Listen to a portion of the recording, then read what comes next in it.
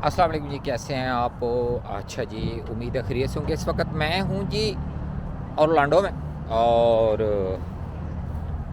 थोड़ा सा आप लोगों को चलते चलते ये बताता चलूँ कि यहाँ तक आना और इमिग्रेशन और ये सब कैसा रहा। अच्छा, मेरे ख्याल में ये था कि हम इत्तेहाद एयर से टिकट इशू करेंगे और हमारी जो है इमिग्रेशन होगी वो अबू धाबी में होगी, और अबू धाबी के बाद हम लोग जो अपना नेक्स्ट जो है वो हम अगला हमारा जो रूट था न्यूयॉर्क से आगे ऑरलैंडो जाना था। ऑरलैंडो के चक्कर में हमने अपनी टिकट जो थी वो 3 घंटे बाद की न्यूयॉर्क से ऑरलैंडो की अलग फ़्लाइट की थी। अभी हुआ ये कि एक तो इत्तेहाद एयरवेज़ ने ये किया कि उन्होंने भी वहाँ एक इमिग्रेशन पाकिस्तान में शुरू कर दी, वहाँ बड़ा टाइम वेस्ट किया क्योंकि अच्छा एक्सपीरियंस नहीं रहा मेरा इत्तेहाद एयरलाइन के साथ।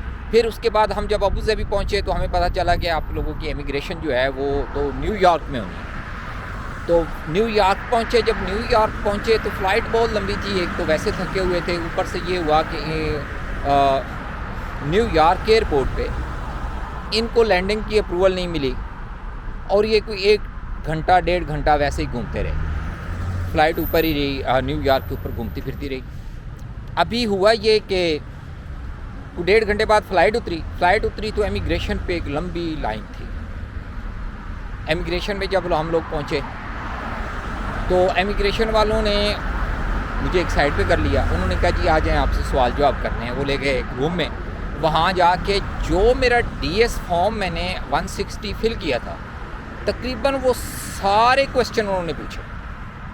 और अगर किसी का वीज़ा वेरिफिकेशन के लिए गया हो, सिक्योरिटी क्लियरेंस के लिए हो, तो जो आपने उनको सिक्योरिटी क्लियरेंस की ईमेल की है वो भी आपको कंप्लीट याद होना चाहिए कि उसमें आप लोगों ने क्या क्या लिखा।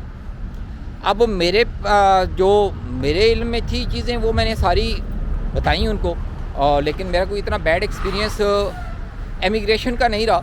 लेकिन क्योंकि वहाँ लाइन बड़ी होती है और आपको बिठा के रखते हैं, तो आप ये ज़हन में रखें कि वहाँ आपका कोई 1-1.5 घंटा टाइम लग सकता है। उस टाइम के चक्कर में मेरी जो थी वो फ़्लाइट, ऑरलैंडो की जो फ़्लाइट थी वो मिस हो गई। अब जब मैं इमिग्रेशन से फारिग हुआ तो फिर मुझे ये हुआ कि जी इमिग्रेशन वालों ने कहा जी क्या अब आप जा सकते हैं। तो मैंने उनको कहा जी कि मेरी तो फ़्लाइट मिस हो गई। अब जब मैंने उनको ये कहा कि मेरी फ़्लाइट मिस हो गई है तो उन्होंने कहा जी कि फिर अब आप यहाँ से और फ़्लाइट देख लें। मैंने कहा जी कि इसमें मेरा फ़ॉल्ट तो नहीं है, अगर आप मेरी कोई इसमें हेल्प कर सकते हैं तो बताएं। तो एक इमिग्रेशन ऑफिसर की लड़की, उसने मुझे गाइड किया कि आप जाके ऑरलैंडो के काउंटर पे जाएं और उनको कहें कि इमिग्रेशन में ये मेरा साथ मसला हुआ था और इमिग्रेशन वालों ने कहा है कि आपको अकोमोडेट करें। मैं उनके पास गया, लेकिन उन्होंने हमें जो है ना वो विदाउट एनी चार्जेस उन्होंने जो मेरी टिकट थी ना वो मुझे चेंज करके दे दी और नेक्स्ट फ़्लाइट में दे दी, क्योंकि मेरे साथ मेरे 2 दोस्त भी थे। तो हम सबको उन्होंने अकोमोडेट कर दिया और उसके बाद हम ऑरलैंडो पहुंच गए। ऑरलैंडो जब हम लोग पहुंचे तो यहाँ आते आते हमें शाम हो चुकी थी। होटल चेक इन किया, रेस्ट किया, ये सारी चीज़ें थी इमिग्रेशन लाहौर से लेकर यहाँ तक की, ऑरलैंडो तक की। अगर आप लोग आते हैं तो आपने ये ज़हन में रखना है, एक तो आपका इमिग्रेशन के पॉइंट ऑफ व्यू से प्लान कंप्लीट होना चाहिए आपके पास कि आप कहाँ जा रहे हैं, कहाँ कहाँ रुक रहे हैं, होटल कौन सी है, कौन सी एयरलाइन यूज़ कर रहे हैं, और ये सारी चीज़ें आपके पास होनी चाहिए। दूसरा 160 DS 160 जो आप फॉर्म फिल करते हैं वो कंप्लीट आपको याद होना चाहिए कि आपने वहाँ क्या इन्फॉर्मेशन दी थी अपनी पेरेंट्स के बारे में, अपने बारे में, अपनी मिसेस के बारे में, आपके स्कूल्स की क्या इन्फॉर्मेशन आपने उसमें पुट की हुई है, और आपने उसके बाद कॉन्टैक्ट नंबर कौन से यूज़ कर रहे हैं, वो कौन कौन से दिए हुए हैं, आपने आपकी ईमेल्स क्या थी, तो कंप्लीट आपका वो होना चाहिए।